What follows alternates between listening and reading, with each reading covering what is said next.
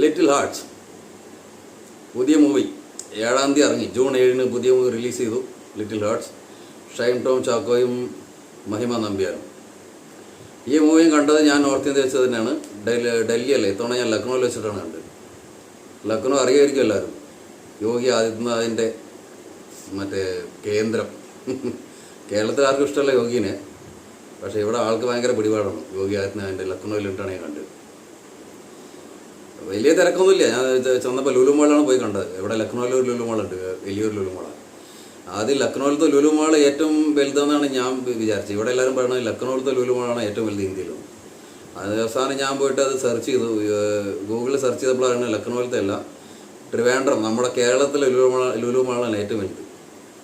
അത് സെർച്ച് ചെയ്തപ്പോൾ പറഞ്ഞത് ലക്നൗവിലത്തെ 2-ാം സ്ഥാനത്തേ ഉള്ളൂ. അപ്പോൾ ലക്നൗവിൽ ലുലു മാളിൽ വെച്ചാണ് കാണാൻ പോയത്. തിരക്കൊന്നുമില്ല, കുറച്ച് ഒരു 10-20 ആളുണ്ടാവും.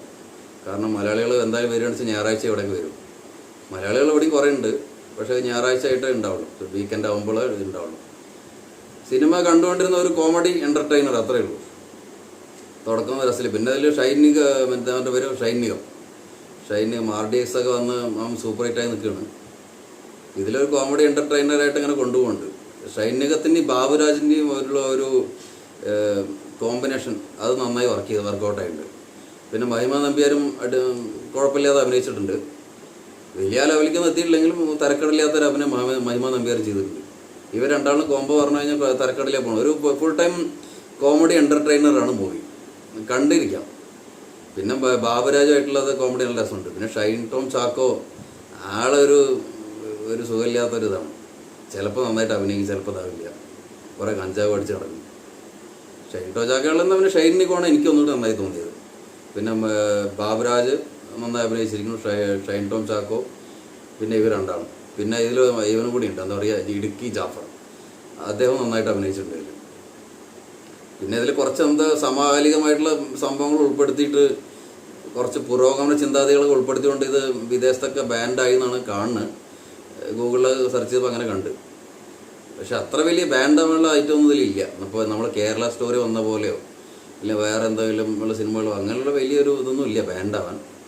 ചെറുതായിട്ടൊരു കുറച്ച് ഐറ്റങ്ങൾ അവർ കുത്തി കയറ്റി, വേറെ വലിയ കുഴപ്പമൊന്നുമില്ല. സിനിമ ഒരു എബോ ആവറേജ് മൂവി, കണ്ടിരിക്കാം. ഒരു കോമഡി എൻ്റർടൈനായിട്ട് ഇങ്ങനെ കണ്ടിരിക്കാം. ഇന്നലെയാണ് റിലീസായത്.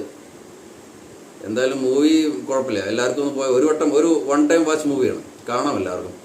അപ്പോൾ എല്ലാവരും ഒന്ന് പോയി കാണുക. പിന്നെ എല്ലാവരും എൻ്റെ ചാനലും സബ്സ്ക്രൈബ് ചെയ്യാം, മല്ലു മൂവി മസാല. ഈ മൂവി റിവ്യൂ എല്ലാം ഇടുന്നത് നോർത്ത് ഇന്ത്യ ചെയ്തിട്ടാണ്. അപ്പോൾ അതുകൊണ്ട് എൻ്റെ ഒന്ന് സബ്സ്ക്രൈബ് ചെയ്ത് എല്ലാവരും സഹായിക്കണം.